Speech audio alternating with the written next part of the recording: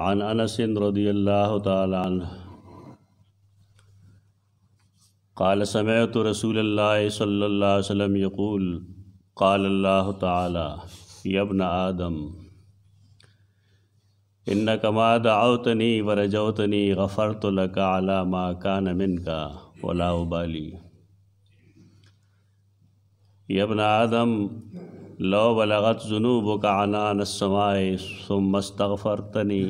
غفرت لک یا ابن آدم انک لو اتیتنی بقراب الارض خطایا ثم لقیتنی لا تشرک بی شیئا لا اتیتک بقرابها مغفرہ رواہ الترمذی رحمہ اللہ وقال حدیث حسن صحیح. د امام نووي کتاب کې دا 240 آخري حدیث دی او دا حدیث مسلمانانو لا ډېر یو امید افزا حدیث دی د هغوی دپاره او هغه دا دی چې انسانان ډېر زیات ګناهونه کوي، غلطۍ کوي، خطاګانې کوي، بیا ډېر خلق داسې دی چې هغه شرمیږي د الله مخکې نه ځي، اقرار نه کوي د خپلو غلطو، توبه نه وباسي او داسې بې توبې د دې دنیا نه لاړ شي په دې یره باندې چې هسې نه الله به زما توبه قبول کړي او که قبول به نه کړي او الله په ما رحم وکړي او که به ونه کړي. په دې حدیث کې چې څه ویلي دي هغه هم د الله په خوله باندې ویلي دي،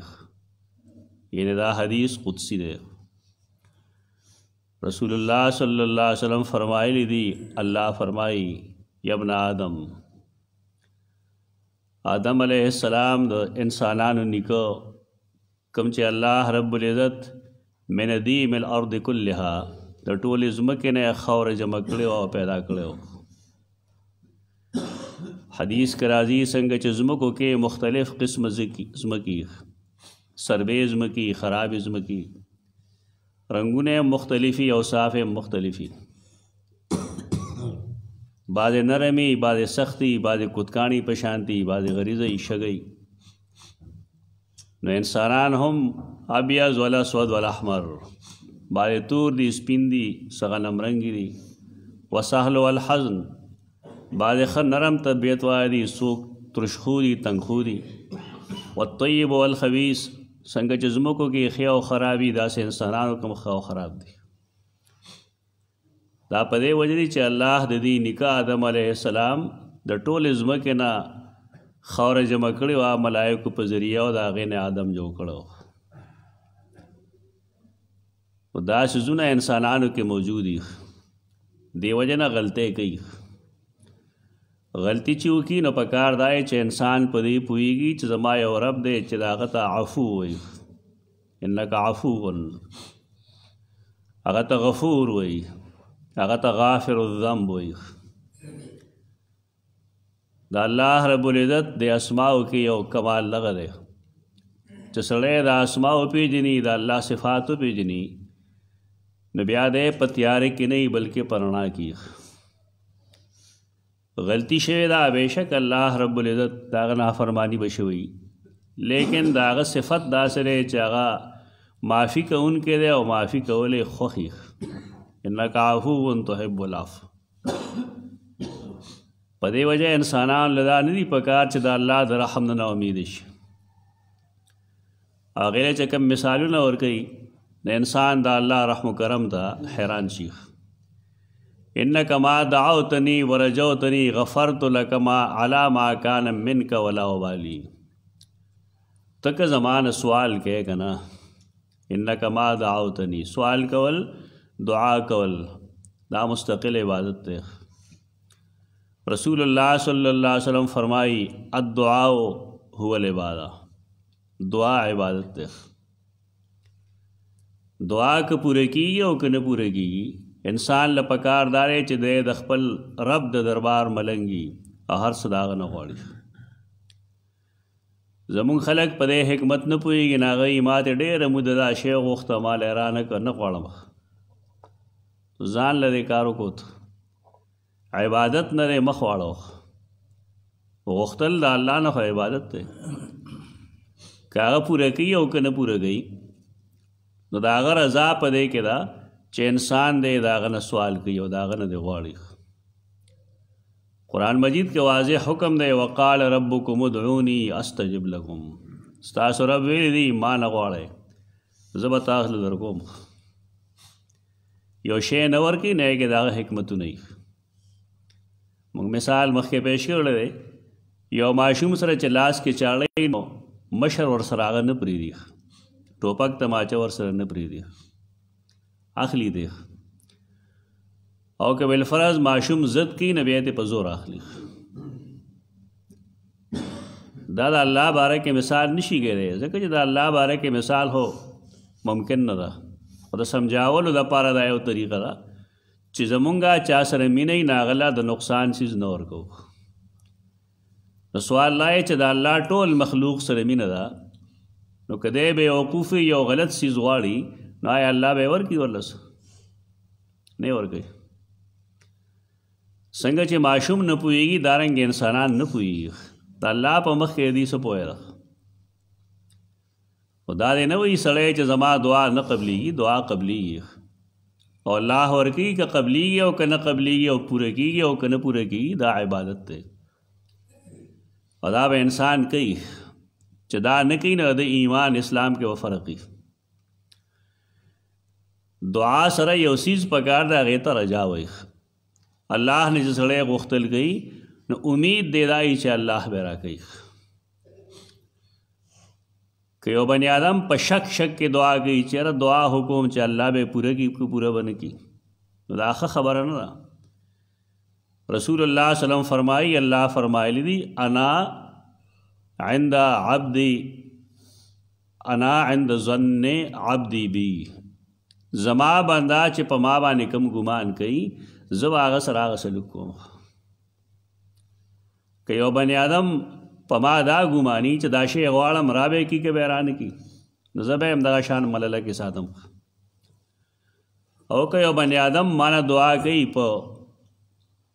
دې نیت باندې او په دې اخلاص باندې او قصد باندې چې الله به خامخا راکوي ځکه قادر دی او به خامخا راکوي ځکه د هغه بنده یم او به خامخا ځکه راکوي چې زما لپاره بر در د سوال نشته دی د هغه نه سوا ته بیا ورکوي دې ته زوره نه وایي چې زمونږ په الله حق دی دا انسان په الله باندې هغه اعتماد دی چې که زه هر څومره ګناهګار یم هر څومره زما ګناهونه ډېر دي لیکن د الله نه سوا د امید بل څه ځای نشته د چا چې دا عقیده مضبوطه وي نو هغه د الله نه سوال په کلکه کوي او په دې امید یې کوي چې راکوي یاره انک ما دعوتنی ورجوتنی ترکے میں جے ما ته دعا کے او زمانه سو امید ساتے غفرت لک زبتا بخم علا ما کان منک دای گناہ باوجود کم چتا کړی یعنی انسان د خپل ګناه ته نه ګوري د الله رحمانیت ته ګوري دا کرم ته ګوري دا فضل ته ګوري خپلو بد عملو ته نه ګوري او که زه دا بخلو کم ستا دعا قبول کم نو لا والی زما هېڅ پروا نشته ځکه هغه مخلوق خدای نه چې د هغه څه تاوان به وشي زمونږ څه نافرماني وشي نو زمونږ تاوان کېږي نو ځکه مونږ پروا کوو د هغې الله پروا په دې نه کوي چې مخلوق دی نه هغه سره کمی نشته دی هغه سره د هر څیز و ام من شیء الا عندنا خزائنه څه شی داسې نشته دی په دې ځمکه آسمان کې الله فرمایي چې موږ سره د هغې خزانې نه وي نو معاف کول هم یو خزانه ده د الله در هغه دربار دی چې هلته زورونه نه میلاویږي بس د انسان دا جذبه پکار ده چې او ما غلطي کړې ده او انسان کې دا ارزو پکار ده او دا دعا پکار ده چې الله ما وبخې مختصر خبره ده لیکن انسانان لایق دي د خپل رب دربار ته نه ورځي د دې خیال لای چې مونږ الله نه یو ځل معافي وغوښتله بیا هم غواړم بیا هم غواړي ولې انسانان ګناه بیا بیا کوي ځکه چې دا د شیطان چونګل کې دي د نفس خواهشاتو پسې دي دنیا لالچي ده په دې وجه دی بیا بیا ګناهونه کوي الله رب العزت په بیا بیا معاف کولو باندې ستړي کېږي نه هېڅ پروا یې نشته دی ولا وبالي یا ابن آدم اے د آدم زویه اے د آدم اولاده لو بلغت ذنوبک عنان السماء که ستا ګناهونه ورسیږي د اسمان لمنو ته د اسمان غاړو ته ثم استغفرتنی او ته بیا غفرت لک زه به تا بخم د دې نه سوا یو مسلمان بل څه غواړي چې که دی دومره ګناهونه وکړي چې هغه اسمانه پورې ورسیږي خدای الله ته وایي چې یا الله ستا بنده یم ستا نه سوا بل آسره زما نشته دی ته معافي کوونکی ته په ما رحم وکړې زما جرایم زما ګناهونه او غلطي قرآن ویلی دی ان الله یغفر الذنوب جميعا شرک بخي نور خو خامخا بخي انسان کې دا سپرټ پکار دی دا قوت پکار دی چې د مافیانې زیاته وغواړي په دې ستړي کېږي نه که ستا ګناهونه د اسمان لمنو او ته بیا مانه بخنه وغواړې غفرت لک زه به تا بخم یا ابن آدم په مینه باندې نوم اخلي که نه یا ابن آدم اے د آدم اولاده انک اتیتنی انک لو اتیتنی بقراب الارض خطایا قراب ډکېدو ته وایي که ته دا ټوله ځمکه د خلطو ډکه کې د ګناهونو ډکه کې د خطاګانو ډکه کې ثم لقیتنی لا تشرک بی شیئا او بیا ما سره ملو شي په قیامت کې په داسې حال کې چې تا الله سره شرک نه کړی او ما سره ملو شي هلته کې لا اتیتک بقرابها مغفرا زه به تاله دې برابر والی د دې ځمکې د ډکوالي برابر تاله بخښنه درکوم ځکه ما ویل دا ډېر پر امید حدیث دی ته دې مطلب دا نه چې انسان د ګناهونو ته به ډېر ووایي خلک په حدیث پوهېږي نه د ګناه نه به انسان حتی الوسه ځان بچ کوي لیکن انسان یېرونکی دی د نه احکام یېرېږي دی د شیطان لمسه کې راځي دی وسوسه کې راځي سیدنا آدم علیہ السلام دے حدیث کیسے چل رہے یا بنی آدم بار بار ہوئی لیکن ما سیوا دے دینا چی اللہ رب العزت سیدنا آدم پا جنت کے دے یو کار نمانی کڑو آگا کار آگا پورا کڑو نیو پورا کڑے پورا کڑے نو دا آگئی وجہ سوا دا آگئی یہ روا نسیہ دا آگا دا اللہ لو زیر شو بلّا چې وسوسه لهم الشیطان د شیطان په وسوسه د چینیکه د شیطان په وسوسه راغی او هغه لالچ دا ورکړو چې ته به دې ځمکه کې دې اسمان کې او جنتونو کې وه همیشه دپاره نو اولاد آدم به هغه شانتې نه وي دا بل څوک نه دی دا خو هم د هغې آدم علیه السلام اولاد دی کوم چې شیطان هغه ته دوکه ورکړې وه وسوسه یې اچولې وه لالچ کې راوستی و د هغه نه د الله لوز زیر شوی و د خلکو خیال لایي چې دا انسانان ګندې دا ملائک دي ملائکو کې انسانانو کې فرق دی ملائکو کې الله رب العزت د ګناه کولو طاقت نه دی ملائکو کې د ګناه طاقت نشته انسان ملائکه نہیں انسان اگر اردو شاعر وہی کہ نا کہ فرشتوں سے بہتر ہے انسان بننا مگر اس پر لگتی ہے محنت زیادہ تو فرشتے نے انسان جوڑے دل غور دی لیکن انسان جوڑے دو باندې ډیر محنت لگی پھر وقت پہ لگی تو سیدنا آدم علیہ السلام اولاد یو مونږ ټول ځکه الله په دې خبره کې په دې حدیث کې بار بار مونږ ته یا بنی آدم وایي چې تاسو هم د هغې بابا آدم علیہ السلام اولاد یې څنګه چې هغه نه هېر شي تاسو نه هم کله کله هېرېږي او څنګه چې هغه لالچ حرس وسوسه اچولې وه هغه ته شیطان داسې به تاسو ته هم راځي نو د انسان اصل کار سره آدم علیہ السلام څه وکړل هغه د الله دربار کې لاس پورته کړل ربنا ظلمنا انفسنا وان لم تغفر لنا وترحمنا لنکونن من الخاسرین یا الله مونږ په خپل ځان زیاته کړل که چېرې ته مونږ ونه بخې په مونږ رحم ونه کې مونږ به نقصانیان شو. او د آدم د اولاد دعا دغه ده چې اللهم انی ظلمت نفسی ظلما کثیرا وانه لا یغفر الذنوب الا انت فاغفر لی مغفرة من عندک وارحمنی انک انت الغفور الرحیم. دا ثم لقیتنی لا تشرک بی شیئا کې څه حکمت ده؟ هغه دا دی چې د الله صفت ته معاف کول. او چې کله انسانان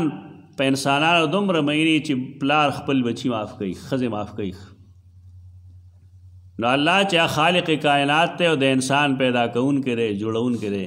اب څنګه انسان نه معاف کوي؟ او دا انسان له پکارداري چې دی د خپل رب دربار نه پرېږدي. حدیث کې راځي رسول الله صلی الله علیه وسلم با په یو مجلس کې سلسل کرتا او یا کرتا استغفر الله استغفر الله استغفر الله. دې سره رزق کې فراخي راځي، دې سره د انسان جن کې برکت راځي. لیکن انسانانو کې دا جذبه نشته، دی غلطي وکړي نو بیا د هغې غلطۍ مداوه نه کوي، علاج یې نه کوي، بله غلطي ورپسې کوي، نو بیا بله کوي. ته چې انسان او د سیدنا آدم اولاد نو تعالی پکار دی چې بیدار غلطی کېدل، گناہ کېدل دا د انسان نه ناممکن نه دی. د انسان کمال دا دی چې دی د الله دربار ته ورشي، د هغه دربار کې وژاړي، ورغړي او د خپلې غلطۍ اقرار اعتراف وکړي او توبه وباسي. د آخري حدیث امام نووي په دې لیکلی دی چې مونږ د هم اخلاص سره الله ته رجوع وکړو او الله نه وغواړو چې الله زمونږ غلطیانې معاف کړي. اقول قولي هذا استغفر الله لكم ولسائر المسلمين.